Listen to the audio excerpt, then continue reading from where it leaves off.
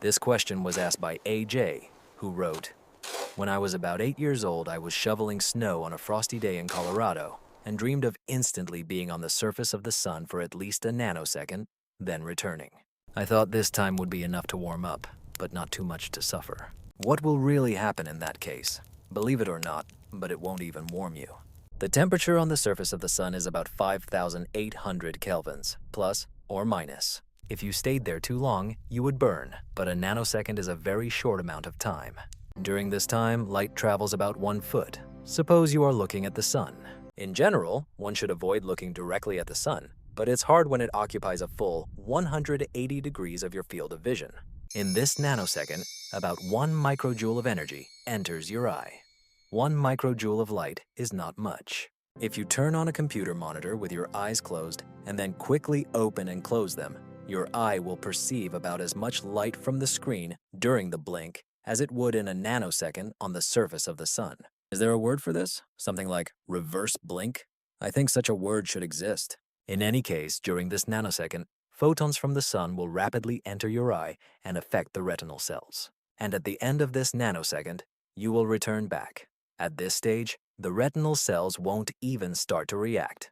Over the next few million nanoseconds or milliseconds, the retinal cells, having absorbed light energy, will begin to signal your brain that an event has occurred.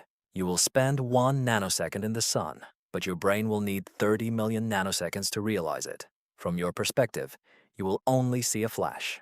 This flash will seem significantly longer than your time in the sun and will gradually fade only when the retinal cells finally calm down. The energy absorbed by your skin will be minimal, about 10 microjoules per square centimeter of exposed skin.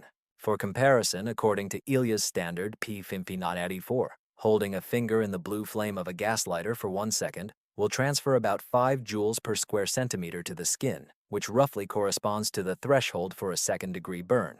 The warmth received during your visit to the sun will be 5 orders of magnitude weaker than this. So, aside from a dull flash in your eyes, you might not notice anything special.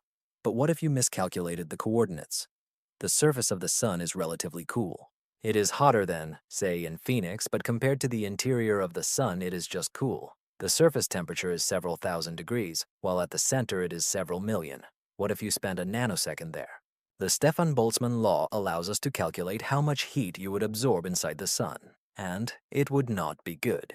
You would exceed Ilya E. P1484's standard for second-degree burns in just 1 femtosecond on the sun.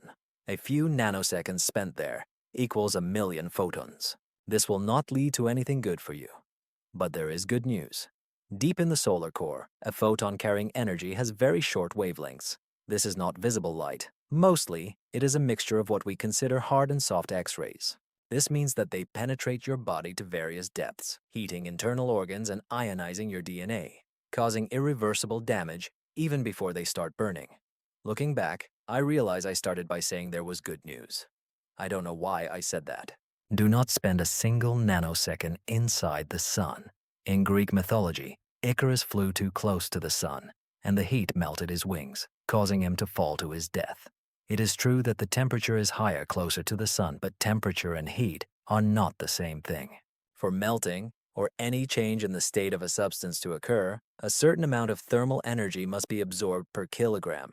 The absorbed heat depends on both temperature and the time of exposure. This brings us back to Icarus. His wings did not melt because he flew too close to the sun. They melted because he spent too much time there. Visit briefly, in small leaps, and you can get anywhere.